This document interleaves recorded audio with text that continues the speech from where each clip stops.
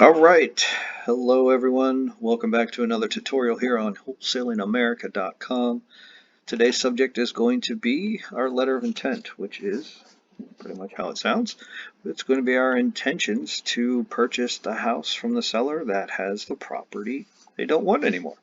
So what we'll do is log into WholesalingAmerica.com, go down to your paid memberships, go to the student plan, go to documents, find the letter of intent.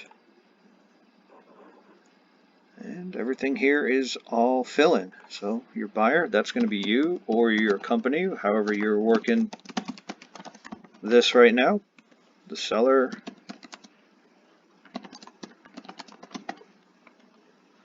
property,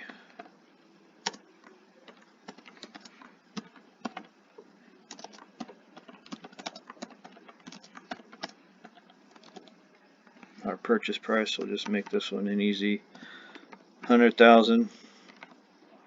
Earnest money deposit. We'll put down 500.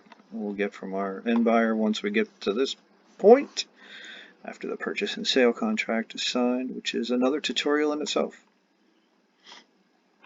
Go down, you'll see your name is already there. The seller's name is already there. And you should be good to go.